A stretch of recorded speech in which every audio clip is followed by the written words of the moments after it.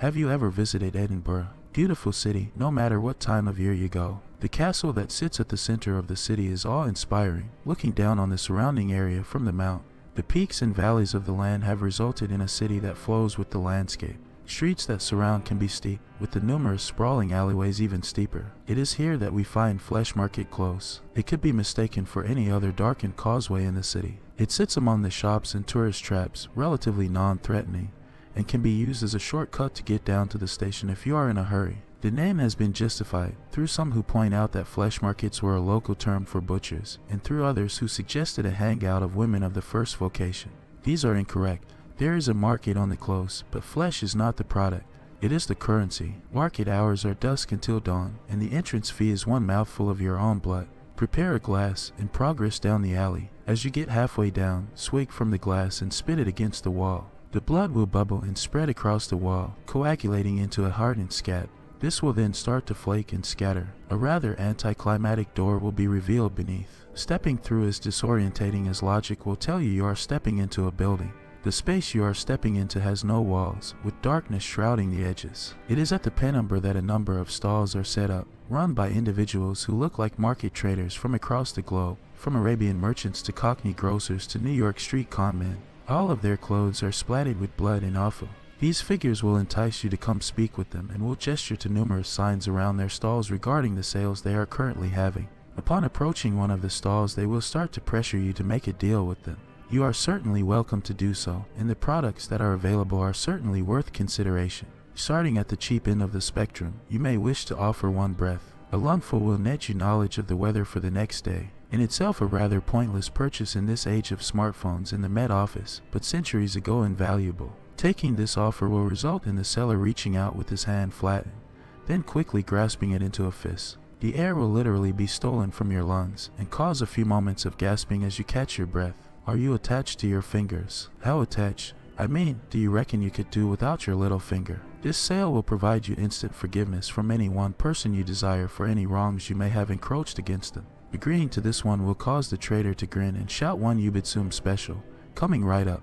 They will lunge forward and grab your wrist, pinning it to the table. Don't resist, because no one likes a tough sell. A flash of steel and you will be minus one digit. Just remember you can only pay twice. Now make no mistake, it will hurt. There will probably be a lot of blood, and if you don't take care of the wound, it may even get infected. As the price goes up, you may want to consider taking precautions regarding what you trade. Tourniquets and sutures would certainly not go amiss. Now some of the trades will seem familiar and may hark back to stories and legends that have existed for millennia. This is the influence the market has had on our culture, reaching in over the centuries. A pound of flesh will make it impossible for the next person you make a trade with to renege on the deal. Especially useful if you don't trust the company you keep.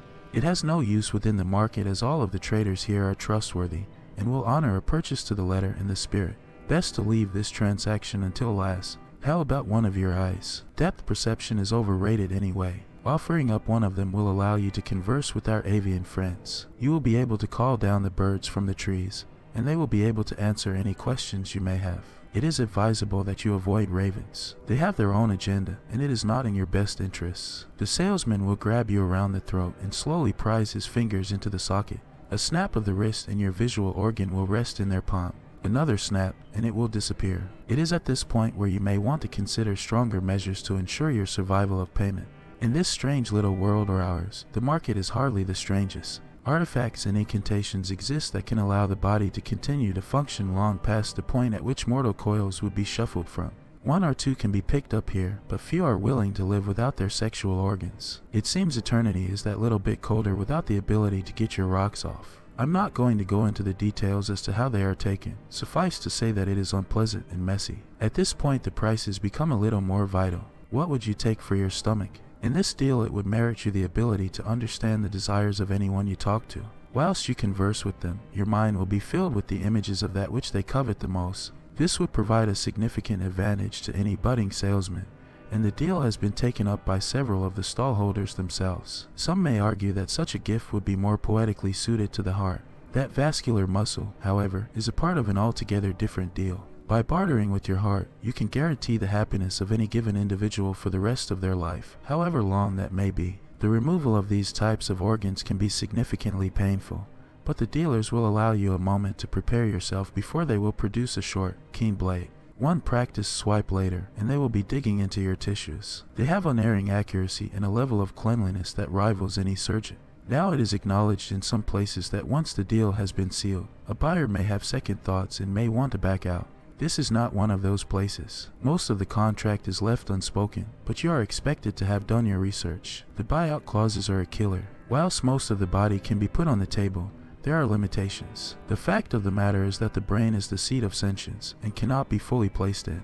I say fully. There is one individual who offered to lobotomize the part of the brain that holds memory as a part of the deal. The problem is he cannot remember what it is he received in return. I hear he suffered night terrors for the rest of his days. Now at this point I offer a warning. Up until now I have detailed the price list for your own body parts. Whatever you do, do not attempt to purchase anything in the market with organs of another. Every figure in the market will stop and stare at you, and the one you attempted to defraud will scream that is not yours to trade.